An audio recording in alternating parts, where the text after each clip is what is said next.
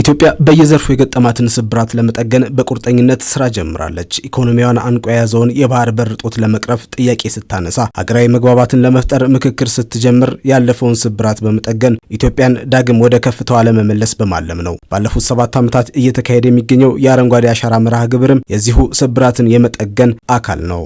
ባለፉት ዓመታት ሁሉም ኢትዮጵያውያን ተባብረው በተከሏቸው ችግኞች የአፈር መሸርሸርን በከፍተኛ ደረጃ መቀነስ ችለናል። የውሃ አካላት ስነ ህይወት እንዲታደሱ ሆኗል። የግብርና ምርትና ምርታማነት አድጓል። የመደመር መንግስት ኢትዮጵያ ላይ የነበሩ በጣም በርካታ ስብራቶችን ለመጠገን ጥረት እያደረገ ነው።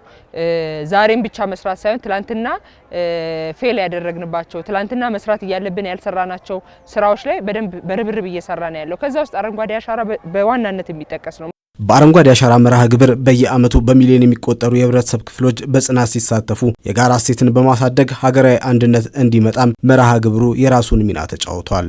መላው አገራችን በርካታ ወጣቶች በዚህ መርሃ ግብር የተሳተፉ ይገኛሉ። እንዳያችሁትም በጣም በርካታ ወጣቶች ናቸው እየተሳተፉ ያሉት። ኢቭን መትከያ ቦታ እስኪያጡ ድረስ ነው ስኪል እየተከሉ ያሉትና እንደ ሀገር በጣም ወጣቶች ሚናቸውን እየተወጡ ነው የሚል ምልከታ ነው ያለኝ። በሚሊዮኖች ወጥቶ ቢሊዮኖች ችግኞችን ለመትከል ያስቻለው ሁኔታ ስለተፈጠረ አብሮነት አድጓል። የወንድማማችነትና ተማማችነት እሴት አድጓል። ማህበራዊ ካፒታላችን አድጓል። ሀገራዊ አንድነታችን፣ ህብረ ብሔራዊ አንድነታችን ተጠናክሯል። ያም ለሀገር ግንባታ ትልቅ መሰረት ጥሏል። ስለዚህ አንዱ ስብራታችን የሀገረ መንግስት ጥንካሬ እና ዘላቂነት ስለሆነ ከዚህ አኳያ ያለውን ስብራት ለመጠገንም አረንጓዴ አሻራ ትልቅ አስተዋጽኦ እያበረከተ መሆኑን ማየት ይቻላል። ይህ ላለፉት 7 ዓመታት ያለማቋረጥ የተካሄደው የአረንጓዴ አሻራ መርሃ ግብር የጀምሮ መፈጸም ማሳያ ሲሆን እሳቤው ዛሬ በቁርጠኝነት በመስራት ለነገ ትውልድ ተስፋን የመትከል ራዕይም ያነገበ ነው። ተስፋ እንትከል የሚለው ቃል ራሱ ተስፋ የሚለው ቃል ሀገራችን ኢትዮጵያ ምን ያህል ተስፋ እንዳላት የሚገልጽ ነው። እንዲሁም ደግሞ ለቀጣዩ ትውልድ ምናበረከተው ተስፋ አለ። ከቃል ባሻገር በተግባር ሚነካ ሚዳሰስ ተስፋ መሆን አለበትና ይህን እያደረግን እንገኛለን። ኢትዮጵያ ጅማሮቿ ሁሉ የሚሳካበት አመት ነው።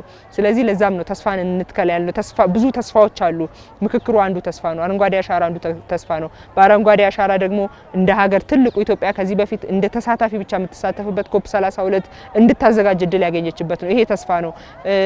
ከድህነት የመውጣት ስራዎቻችን ተስፋን እያሳዩን ይገኛሉ። ትላንትን በልኩ ገምገመን የነበሩትን ጥንካሬዎች እንደ ወረት ወስደን ልናስቀጥላቸው ይገባል። ዛሬ ላይም ያሉንን ጥንካሬዎችና ድክመቶች በአግባቡ ገምግመን ጥንካሬን የሚያስቀጥል ድክመትን የሚያርም ስራ መስራት መቻል አለብን። ነገ ደግሞ ተስፋም ስጋትም አለ። ተስፋን የሚያለመልም ስጋትን የሚቀንስ ስራ መስራት መቻል አለብን ብሎ ነው ሲሰራ የቆየው። ከአረንጓዴ አሻራ መርሃ ግብር አንጻርም ጥቅሙ ለዛሬ ትውልድ ብቻ አይደለም፣ የትናንትን ስህተት የሚያርም ብቻ አይደለም፣ የትውልድ አደራንም የመወጣት ጉዳይ ነው።